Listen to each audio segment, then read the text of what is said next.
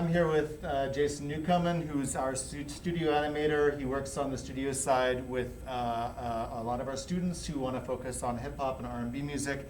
And I thought it would be good to have him in on this conversation. What drew you towards creative music making in your own teaching practice? And so maybe I'll start. Sure. And so for me, I would say that that it goes hand in hand with this idea of a popular music education program. It goes hand in hand with a program that's trying to elevate student voice.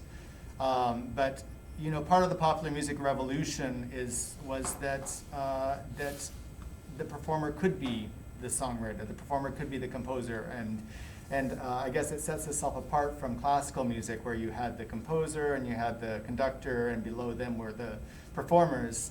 And I guess it just flipped around, especially with punk rock music in the 70s. You know, the idea that you didn't even have to play a guitar that well. You could just bring out a guitar, and if the song had enough passion, and if it had the right hook or whatever, this would still be a song that's listened to 40, 50 years later, you know? So there's that, and also just because me in my background, as a musician, as a performer, songwriting and expressing myself through music has been so important to my own musical practice, and so I wanted to kind of pass that on to my students. But I guess also on the studio side, you know, we on the instrumental side or on the band side, we also do a lot of just learning to play our instruments through learning covers of rock and pop songs. But on the studio side, almost all of what you guys do is creation.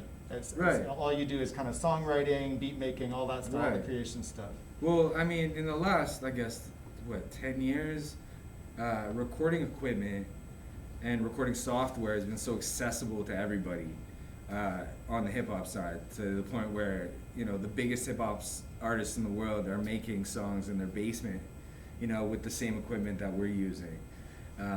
And for that, it's an opportunity for the kids on my side to learn a skill that they could continue on their own time and be passionate about on their own time as well. I mean, I come from an era where, you know, we had to save up to get studio time, right? And we had to save money to get studio time. We had to pay somebody who probably would make something different with our music. And just to empower the kids by telling them that this is something that they're able to do on their own, you know, with very simple tools, and use it as an opportunity to exercise their freedom in creation and their freedom to express themselves. Yeah, for me, I would say that's very important. I think that if we go back to say that paradigm of the I guess the old or the kind of classical paradigm with the composer, the conductor, the performers, and how that is entrenched so much in traditional music education, and to think what that does to students, because you know, when we focus so much on music of the dominant culture, we're really reinforcing that culture. And you have to think from my students, for a student body that's very diverse, what that would do to them if it's basically kind of putting on a pedestal one culture and not their own, and how they would feel about that over time.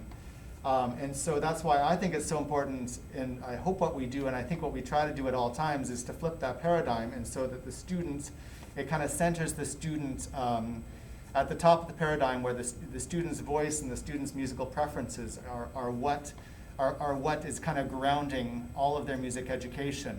And I do know that music education has done a lot of work in general, and that a lot of teachers are working hard to incorporate music from different cultures, but I still think that the structures inherent in that kind of classical music paradigm are still very, very active in music education, and it's very difficult to get away from them. For me, that's why it's really, really important to do these creation projects, because just naturally, when the student is doing the creation and coming and maybe working through their own experiences, or trying to express their own experiences through song, it naturally centers them, so that their own experiences are what are validated, I guess.